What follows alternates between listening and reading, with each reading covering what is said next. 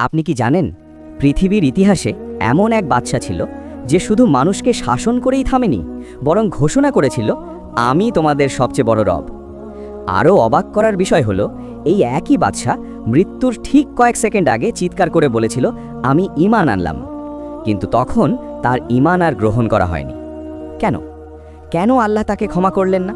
আর কেন তার মৃতদেহকে হাজার হাজার বছর ধরে পৃথিবীতে সংরক্ষিত রাখা হয়েছে?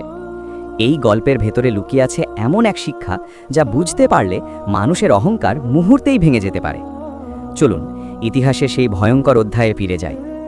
হাজার হাজার বছর আগে মিশর ছিল পৃথিবীর অন্যতম শক্তিশালী সাম্রাজ্য। নীল নদের তীরে গড়ে ওঠা সেই সভ্যতা ছিল সম্পদ, শক্তি এবং ক্ষমতায় ভরপুর। সেখানে আকাশছোঁয়া প্রাসাদ ছিল, বিশাল পাথরের অট্টালিকা ছিল, আর ছিল হাজার হাজার দাস। এই সাম্রাজ্যের কেন্দ্রে দাঁড়িয়েছিল এক ব্যক্তি, ফেরাউন। তার ক্ষমতা এতটাই ছিল যে মানুষ তার সামনে মাথা নত করতে বাধ্য হতো। কিন্তু ফেরাউন শুধু রাজা হয়ে সন্তুষ্ট ছিল না, তার অহংকার এতটাই বেড়ে গিয়েছিল যে সে ঘোষণা করেছিল, আনা রব্বুকুমুল আলা, অর্থাৎ আমি তোমাদের সবচেয়ে বড় রব। এই কথা আল্লাহ কোরআনে উল্লেখ করেছেন, সূরা নাজিয়াত ৭৯:২৪। ভাবুন তো, একজন মানুষ কত বড় অহংকারী হলে নিজেকে মানুষের খোদা দাবি করতে পারে। কিন্তু ইতিহাস প্রমাণ করে, অহংকারের শেষ পরিণতি সব সময় ধ্বংস। আর ফেরাউনের ক্ষেত্রেও ঠিক তাই ঘটেছিল। কিন্তু আশ্চর্যের বিষয় হলো, ফেরাউনের পতনের শুরু হয়েছিল একটা স্বপ্ন দিয়ে। এক রাতে সে একটা অদ্ভুত স্বপ্ন দেখল। সে দেখল দূর থেকে একটি আগুন আসছে। সেই আগুন মিশরের প্রাসাদগুলো জ্বালিয়ে দিচ্ছে, কিন্তু বনি ইসরায়েলের ঘরগুলো অক্ষত রয়ে গেছে। ফেরাউন আতঙ্কিত হয়ে জেগে উঠল। তারপর সে ডেকে আনল তার জ্যোতিষী এবং জাদুকরদের। তারা বলল, বনি ইসরায়েলের মধ্যে এমন একটি ছেলে জন্ম নেবে যে তোমার রাজত্ব ধ্বংস করবে। এই কথা শুনে ফেরাউনের অহংকারী হৃদয়ে ভয় ঢুকে গেল, আর সেই ভয় তাকে আরও নিষ্ঠুর করে তুলল।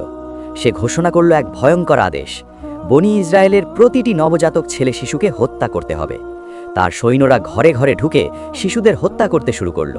মায়েদের বুক থেকে সন্তান কেড়ে নেওয়া হচ্ছিল। পুরো মিশরে কান্নার শব্দ ছড়িয়ে পড়ল। কিন্তু ফেরাউন ভাবছিল, এভাবেই সে তার ভবিষ্যৎ শত্রুকে শেষ করে ফেলবে। কিন্তু সে জানত না, আল্লাহ যখন কিছু নির্ধারণ করেন, তখন পৃথিবীর কোনো শক্তি তা থামাতে পারে না। ঠিক সেই সময় জন্ম নিলেন মূসা আলাইহিস সালাম।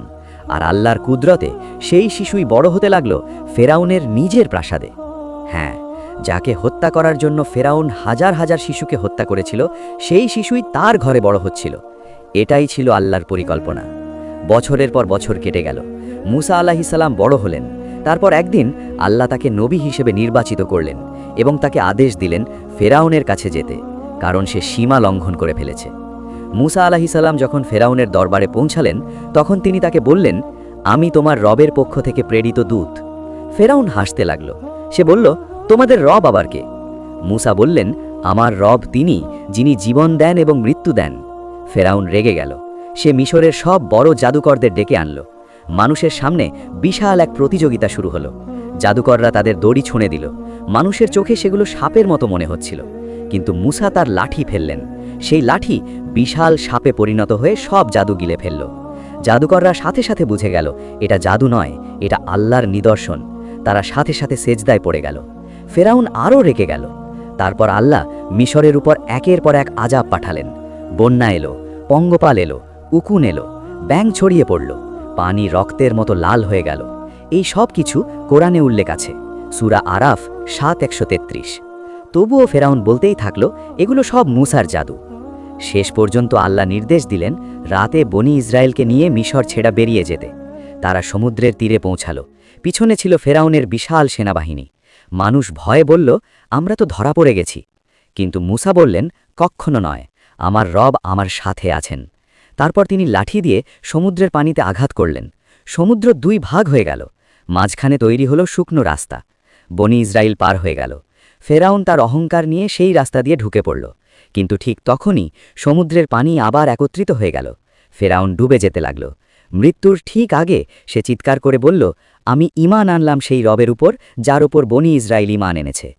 কিন্তু তখন আর সময় ছিল না। আল্লাহ বললেন, আজ আমি তোমার দেহ সংরক্ষণ করব, যাতে তুমি পরবর্তী মানুষের জন্য নিদর্শন হও। সূরা ইউনুস ১০:৯২।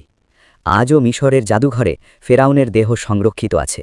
হাজার বছর পরেও মানুষ সেই দেহ দেখে অবাক হয়। এটাই আল্লাহর নিদর্শন। এই গল্প আমাদের একটি বড় শিক্ষা দেয়। অহংকার মানুষকে অন্ধ করে দেয়, আর যখন মানুষ আল্লাহকে ভুলে যায় তখন তার পতন শুধু সময়ের অপেক্ষা। কিন্তু এই ঘটনার পরেও মুসা আলাহিসাল্লামের জীবনে এমন কিছু ঘটনা ঘটেছিল যা আরও বেশি রহস্যময় এবং অবাক করার মতো।